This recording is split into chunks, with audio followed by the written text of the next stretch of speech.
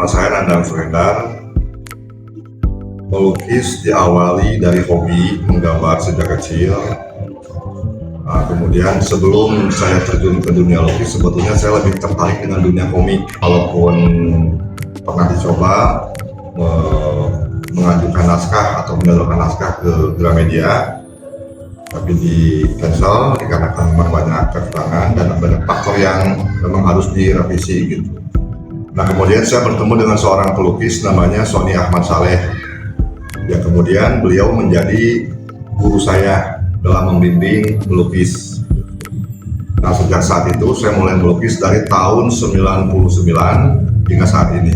Banyak sekali suka dukanya dalam melukis ini, terutama ketika saya harus membiasakan media, perubahan media dari media kertas kemudian beralih ke kanvas. Nah, di bawah bimbingan Pak Sony inilah kemudian saya diperkenalkan bagaimana dunia seni rupa, khususnya di bidang seni lukis, dari mulai teknik, wawasan, dan segala macam, sampai akhirnya saya harus masuk ke wilayah berkesenian melukis itu sendiri. Jadi tema-tema yang sering saya angkat biasanya tema-tema realis, yang kebetulan juga berkat bimbingan guru saya itu.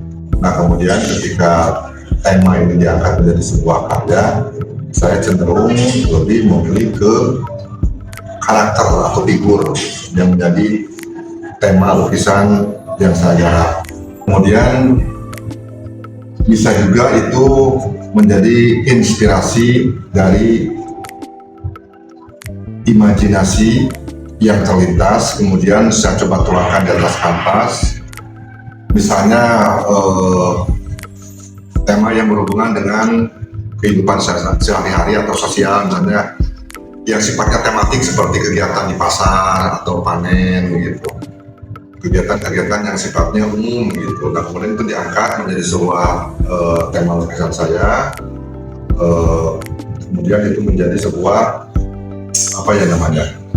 sebagai bentuk ekspresi saya juga gitu dalam menuangkan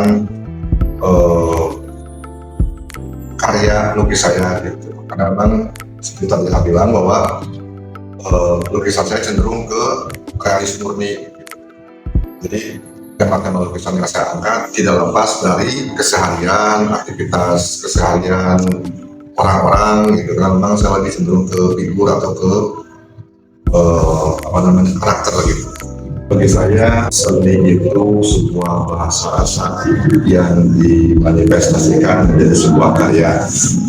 Nah, seperti kita tahu bahwa yang namanya rasa sebetulnya kan itu tidak bisa diterjemahkan dengan kata-kata ataupun dengan bentuk apapun lah.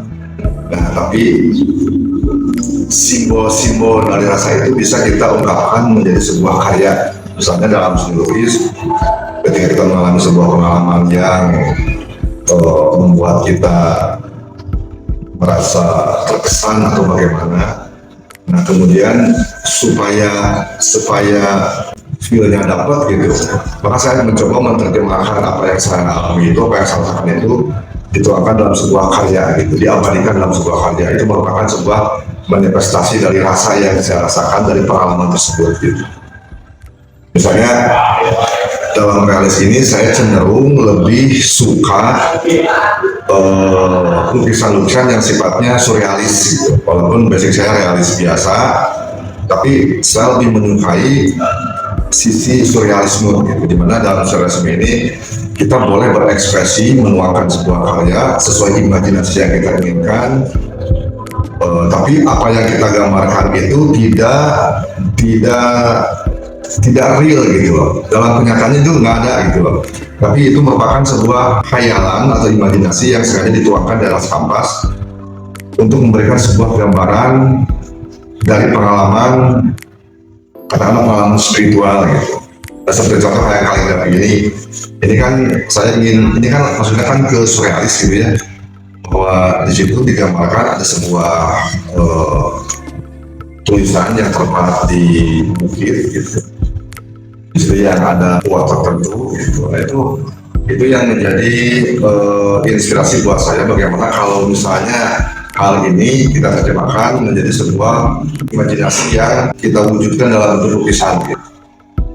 Ini lukisan tentang Yesus atau Yeshua Hamasyah. Ini lukisan tentang Yesus 12 jam sebelum disalib. Itu di Taman Getsemani, di mana beliau itu merasa tertekan karena mendapat fitnahan. Kemudian setelah itu tak lama dari beliau berdoa, tiba-tiba datanglah orang-orang, para pemuka Yahudi dan tentara Romawi untuk kemudian beliau itu disiksa dan disalibkan pada akhirnya. Jadi kisah ini mengabadikan sebuah momen di mana Yesus itu dengan penuh beban yang sangat tertekan, kemudian dia berdoa memohon kepada Tuhan untuk diselamatkan. Jadi ada dalam kisah Alkitab, yaitu seolah ingin menyerahkan pengorbanan di Cianjur ini harus ada wadah yang kemudian kondusif untuk bagaimana masyarakat Cianjur bisa lebih mengapresiasi karya seni lukis, sehingga nanti masyarakat bisa berkontribusi, termasuk mereka mengidentifikasi tentang karya-karya para pelukis di Cianjur. Sehingga pertanyaan yang muncul pun tidak kemudian pertanyaan yang sifatnya remeh-remeh tentang teknis bagaimana, berapa pelukisnya dan sebagainya. Jadi ya kedepannya mungkin harapan saya dan teman-teman yang lain, ruang publik terbuka untuk berapresiasi tentang kesenian, khususnya seni rupa di Cianjur.